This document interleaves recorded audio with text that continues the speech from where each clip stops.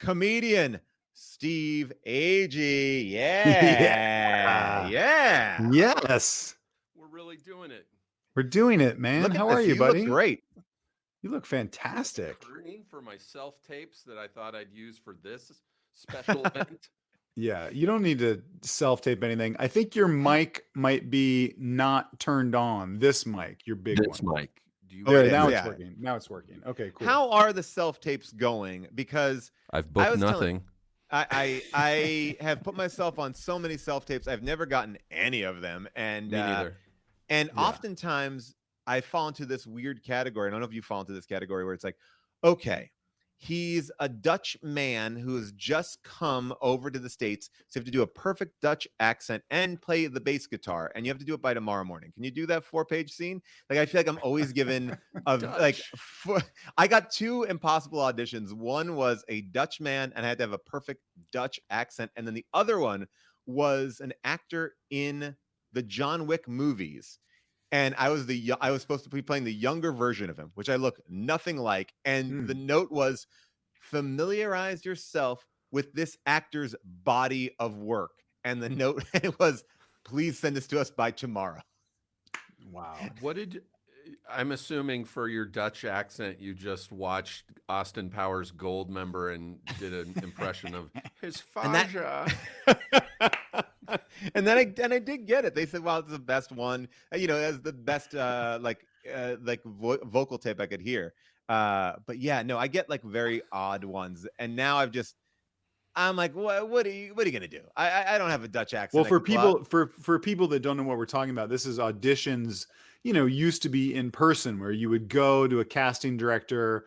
Yep. And you would memorize your lines and go in the room and the director and everybody would be there. Now you do it and it looks exactly like what you're looking at right now. It looks this shitty and someone's getting cast, but I haven't gotten anything off of self-tape.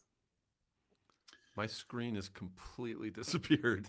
Oh, we can see you and we can hear you. So yeah, don't worry about it. Right. And we're just making funny faces at you the whole time. Oh, well, that's no good. Well, Steve, first of all, congratulations on the Peacemaker. I know everybody is.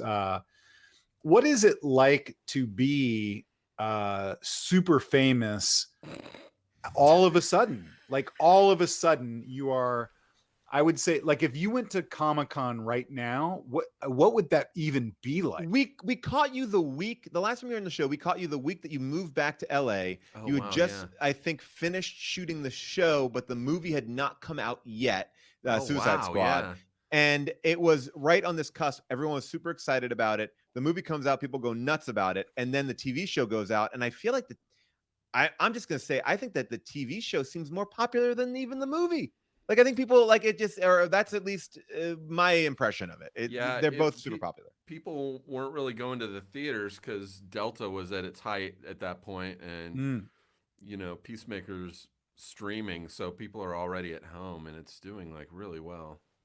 And I feel like the best part about it is like, James Gunn wrote all the episodes. I don't know if he directed all the episodes, right? No, he directed 5 out of the 8. But you guys really get around it and surround it. Like there's all these like watch parties. I feel like there's a fun vibe around this show that I've not seen around a TV show forever. Like there's Spotify playlists, there's like fun DC covers. It just feels like it's been a blast to see you all. Like it seems like you genuinely all like each other and it was like a fun experience.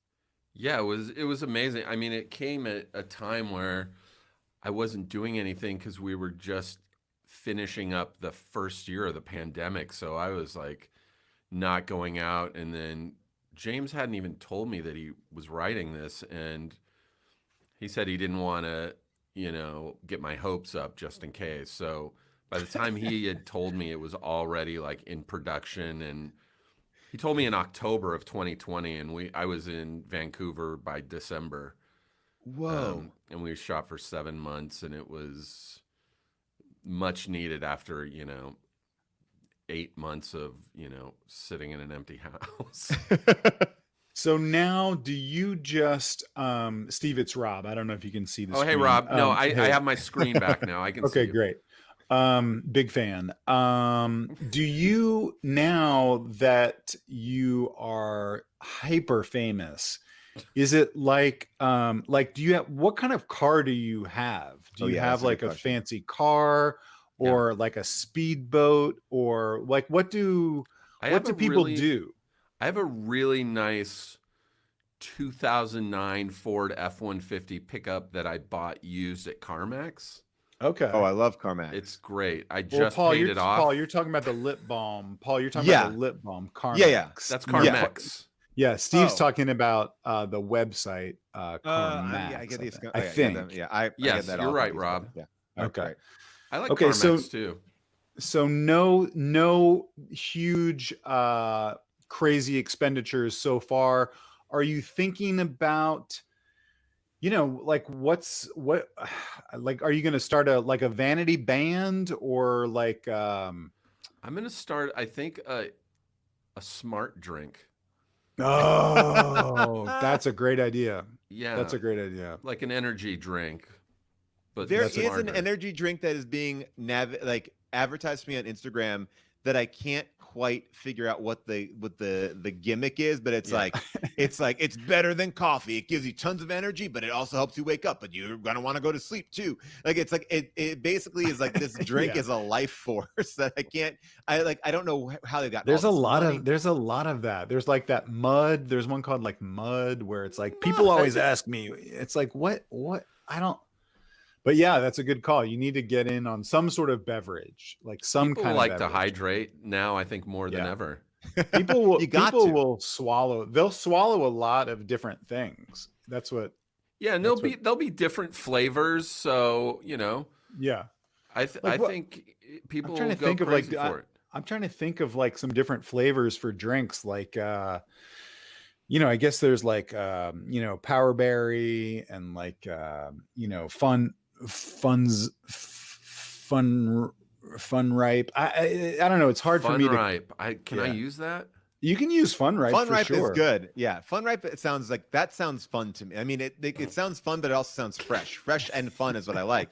By the way, Agee, I want to I think if you do this, would you be the face of it, or would you just be like would you be more like the Jen Ann, where you kind of do some ads, or would you stay relatively behind the scenes? Would you find somebody different to kind of get in front I of would. fun? I'm thinking of asking John Cena if he'd be the face of.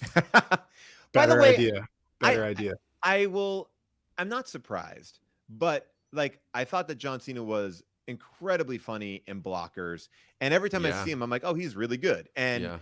but in this series, he's really, really funny. And last week there was this moment that I think it kind of went viral, I guess, in the sense that you revealed that this moment in the show was completely improvised by Cena. I want to play a clip of it just because Yeah. it is just so you get an idea of it. Wait, this is like a real show. We're playing clips. Well, I mean, this is we're really. I mean, this is Oh it. my We've upgraded God. we've upgraded it here. Oh Like, so shit! Look at this. So Look at this. real. Look Look at at this. Right off YouTube. Oh, we don't have any sound, Paul. Oh, you don't have no sound. Hold on. Oh, hold on. This is where it's not a real show. Let me. Yeah, remove we'll that. edit, we'll edit that But- part out, yeah. Steve. Hold So on, basically, just to set it up is like you. Oh, hold on. I gotta get this into the right position. Oh boy. This is what happens. I'm dragging my mouse around and I'm having all these issues. Hold on now. Wait, Steve, who are you writing? Are you writing me? Lake Bell. Oh, yeah. She She's asked coming. in your chat area private over chat. here if Oh, you're no. showing a clip from Pam and Tommy, and I said you guys are showing the actual original sex tape. No, we're not. We Oh. are gonna I'm gonna stop this right Oh, here. I'm well, gonna that's add a good this. question. Do we have a clip? This is when We we're do have not a a clip. real show. No, we don't have a clip for everything, but this I thought was interesting just because. So basically, you make John Cena mad, and I think let's make sure this works. You make John Cena mad. You did I something. frame don't his dad. You frame his dad, and he's like, "Who else could it have been?" Will Ferrell.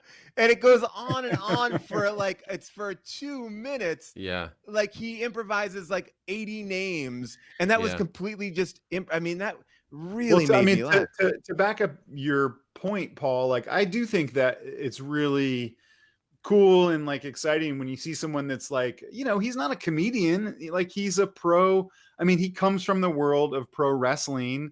It doesn't mean that he's that's all he does. But like, I thought Blockers was super funny, but like watching him in this is also like, you know, in the show, you get to spend time with these people and get to spend time with these characters and really sort of like learn to like them and hang out with them. And I think it's really fun to watch someone like that kind of like do something that they're really good at that they haven't been able to show yet. So yeah, James wanted to give him an arc too, because in the Suicide Squad movie, he's one of the few characters throughout the movie that is just like, he starts off an asshole and at the end of the movie he's still an asshole. We don't know why. And so James wanted to give him, you know, an actual series where we see why he's an asshole, and it really pays off, by the way. I mean, the kind of, I don't want to spoil it for people who have not been watching, but the reveals are dark and they are good and like incredibly satisfying. But it's also but I think the thing I was saying to a friend was that what I really love about the show is you can have these like long dialogue scenes. I just haven't seen, like, it feels like sometimes you can go on for like 2 or 3 minutes. It's like having like a 2-person scene, which just feels so much more alive than what I've been seeing.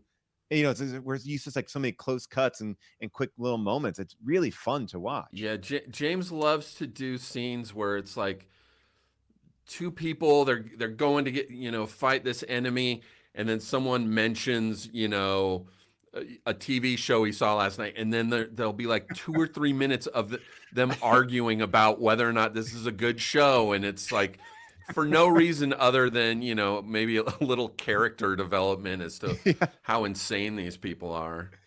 So we wanted to play a game with you because you are now in the DC universe. You are now, you know, you are, but, you know, and I would say the Peacemaker is a character, an obscure character in the DC universe. Almost of the characters in Suicide Squad were obscure characters, but we wanted to kind of test your knowledge on obscure characters. I don't know if you've gotten deep in it. These are going to probably be hard, but we wanted just to kind of show you maybe some potential guest stars for season 2. Hopefully we'll get a season 2 for Peacemaker. Okay. I say you. But I wanted to show you some of these. So let's take a look at this. So this now, one Steve, I thought, Steve, before we even get into this, are you a DC Universe nerd? Like, is this going to be easy? No, this is going to be very difficult unless it's like Superman or Batman or. So you didn't feel like you needed to go in deep to the DC world. You just jumped in and you just got. I leave that up. I leave that up to James. All right. So this is a character I thought you might have a little bit of a connection with, or a fun character here. If you take a look at him, anything that jumps out at you of what this character might be called? I would say maybe Leopard Man. It looks like he's got some. That's a good spots. guess. Yes. Now, I don't know anything about comic books either, so I'm as bad as you are. I do see that he has ha ha ha ha ha all over him, and that's ha. It looks like he's got like a fairly decent groin size. Well, I think they all have that. I mean, is it like funny dick? I don't know. It's not the leopard. It's not the funny dick. It is the Heckler. The Heckler had a 6-issue run, and the Heckler is Stu Mosley, the co-owner of Eats, a Skid Row diner in Delta City, and he fights crime with sarcastic wit and a brightly colored costume. So this is that is a deep cut. Diners go over well on Skid Row. Nothing the homeless love more than bacon and eggs. Here is another. I like that he fights crime with his wit. But also a heckler isn't always the most witty. They're the most annoying. So the stand-up comic might be better. All right. This character right here. Any idea? He's a suit and tie. I mean, he looks very much like Dick Tracy, but that also looks like a ranger's hat, like the dents in the front. Yeah, like a park ranger. And so I'll say Dick Ranger. Okay, Dick Ranger. Yeah. Rob, do you want to throw one in here? I am noticing a lot of candles, and he does look like a detective. I would say like Seance Guy. Is it Seance Guy? By the way, both of you pretty close. It's Dr. Occult. Dr. Occult is a private detective who specializes only in the supernatural cases. So it's like a film noir detective. So I guess ghosts come to him. And why isn't that? Why hasn't? Who owns DC? Is it Warner Brothers? Like, why haven't they made that movie? That seems like I'm a saying great. I'm giving Steve and James some ideas for the season 2 of Peacemaker. These are good. These are good characters. Yeah. That's great. All right. This one is all right. I wanna find a good one here. Okay, yeah. Let's jump to this one. These guys. Ooh. Well, Batman, I see, and then got a Juggalo vibe in that. Wait, they were attached. They were identical. Sorry, they were Siamese twins, and now they're separated. One's got a hammer, one's got a scythe, or a sickle, if you will. Sickle. They look like Joker's henchmen. Like the one guy looks like he has the. You guys are doing really good. You guys are doing really good here. Steve, what do you think? I just say the Juggalo, Joker's henchman. I like it. Joker's henchman. Again, you guys are close. This is a tough one. You're never gonna get this name. It's the Abramovich. Yeah, the Abramovici twins, and the Abramovici twins are a pair of twins that fight with a hammer and a sickle. So you guys were right about that. They are the Joker's henchmen. But here's the interesting thing about these bros is that the Joker met these conjoined twins, and he was like, you know what? Let's separate you two. I think you guys would be more effective if we just if we cut you in half. So he cut them in half. Idea. Yeah. That's a terrible idea. Why not leave them together? All right, I got another one here for you guys. This is a good one. I think this one is going to work. I got 2 more in here, I think. All right, this one right here. This is a character who's appeared a lot. You see different ages. There's even some lettering on his hat to help you understand what he does.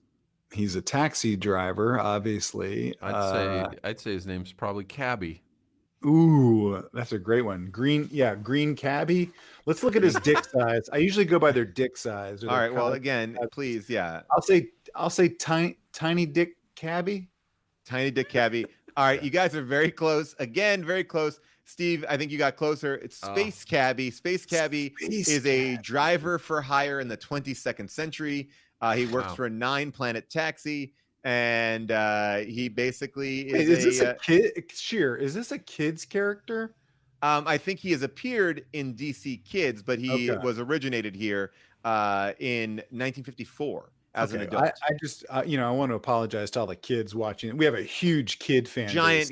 Giant kid audience here. Always a giant kid audience. Sorry, on Twitch. Yeah. And finally, we'll end on a villain. And here's a villain. Anyone understand what this villain is?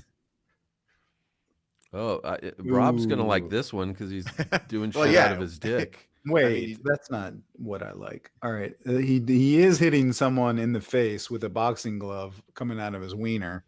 Yes. And the little guys coming out of his wiener too. Whoa. That is right. That looks very, very like beginning of birth. The explosion of sperm out of there, and the dialogue there. If you can't read it, is you finished? Is that your best shot? Guess what, mummies? I'm just starting. I'm gonna say Alibaba and the 40 sperm. Ooh, I'm gonna say Sploder. Ooh, again, good guess. It is just simply codpiece. Oh, shit. It's so obvious. Sure. How did you even find these? Did you are you?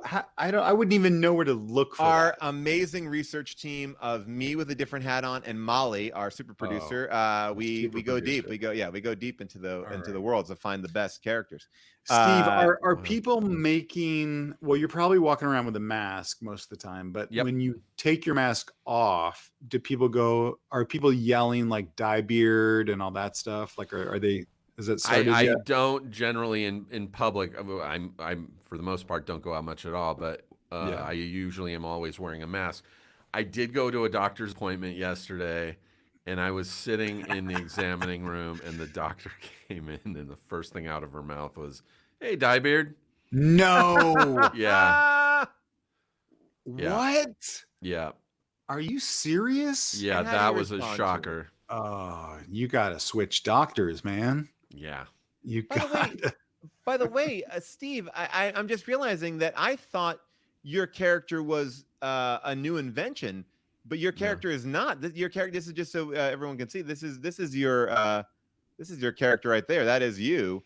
That's John Economist, who, by the way, is, John Ostrander is a comic creator, writer. He created the Suicide Squad, and he came to set when we were shooting, and James introduced us, and he said, "Oh," he's like, "Yeah, you look great." He goes, "You look like the actual John Economist that I based him on."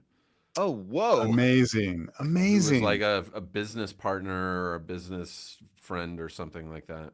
I mean, you do look the part. I mean, has there been any? I mean, besides your doctor calling you Diebeard, have you had any weird fan interactions? Have people found you? I know that like I'm on a Star Trek show, this Lower Deck show, and I get the craziest fan mail, and I only am like a side character that's on a handful of episodes. Yeah. The amount of fan mail I get from a Star Trek audience, which I love, I'm a huge Star Trek fan, is confounding to me. So I must imagine it's like tenfold for you. Yeah, Instagram, it's pretty the insane fan art that's going up it's amazing. Yeah, it's pretty. I'm not used to this kind of stuff. Yeah. Well, last thing, Steve, because I know you probably got to catch your limo and go to like a helicopter party or something. But Catalina wine mixer, motherfucker. Gotta get there. We were talking about Valentine's Day before you came on, and do you have? I saw your sex whip. Yeah. Do you have? Well, it's not a sex whip. It's a lethal self-defense apples and oranges weapon. Yeah. Thank you. You whip people with it. But anyway, do you have any Valentine's tips for young people that are trying to meet someone? They're coming out of the pandemic, or because Paul and I were talking about how maybe hopefully standards have lowered a little bit, so it may be a good opportunity for people to sort of say, look, I'm not in the best shape of my life. I haven't worked in a while, because of the pandemic or whatever, but, maybe we could form some sort of connection here. Like, do you, well, do you guys, we're all of roughly the age where we remember Happy Days. Yeah, of course. Yeah. There was an episode where I believe it was Fonzie was teaching, I think, Richie how to pick up girls in a supermarket. Oh. And one of the ways was he would just ram a woman's cart with his cart and then just start talking to her. Oh, that's a great idea. Supermarkets are always going to be around. I mean, I know Instacart's kind of put a little bit of a kibosh on that, but I think as Omicron's going away, just in time for Thanksgiving, for Valentine's Day, I think that might be a good way to try an original. That's not something millennials are very aware of. I'm going to plug something that my wife did, which I thought was actually really interesting. She has a podcast called The Deep Dive, and her and Jessica St. Clair brought on. Is this whole show of a thing to promote June's podcast? By the way, I tried calling June a few times today. She's not answering her phone. She's alive. How do we know? Text her right now, and I'll make sure she texts you back. How do we know text her right now? Yeah, she is alive? Here, June, text Steve. Okay, she's texting you back right now. No, that doesn't sound legit. Yeah. Yeah. She just wrote hi. Yeah, that proves it. So I'm so sorry, Steve, but we're running out of time. On Deep Dive, though, she did a thing that I thought was so funny. Jessica St. Clair, her co-host on the show, and Casey Wilson, who you know from Happy Endings and Black Monday, they both consider themselves the queens of small talk, and they do a whole lesson on how to have casual conversations at the farmer's market, at supermarkets. That's amazing. And it's so you can really learn, and then they test June because June's very bad at it. So if you are looking on how to ram your cart, is this for? I mean, in a it's just heterosexual. It's just about small talk. In general, for anyone to make small talk. Okay. Anyone to make small talk. It doesn't have to lead to anything more than that. As a matter of fact, I think Casey and Jessica would say that they don't want it to lead to anything, but it does give you that chance to have a connection, make a little bond, and then go away. You know, look, it's a you know, tool that needs to be sharpened, I think. By the way, Lake is saying in the chat, don't ram your cart into people. I saw that. I saw that. She must not watch Happy Days. Yeah. I don't think she realizes what the current trends are out there. I mean, the ramming the cart is very current. You guys have all worked with Henry Winkler many times. We got to ask him about it. We got to bring him on the show and make sure. But you know what? We'll have Lake rebut this right now. But we'll say goodbye to you, Steve. A pleasure to see you. Steve, always a pleasure, buddy. Yeah. Are you doing stand up or no? Eventually. I mean, it's been 2 years. I'm terrified of the thought of, but I will be. Text me. I want to be there when you do stand up. Wow, that seems like a threat. It seems like a real. It almost seems like he's daring you not. I'm gonna be the heckler. You sadist. Yeah. No, but I mean, you know, he used to come on our Crash Test all the time. Yeah, that which was is essentially this. This is essentially Crash Test. Okay, buddy. Thanks, Steve. All right, see you later.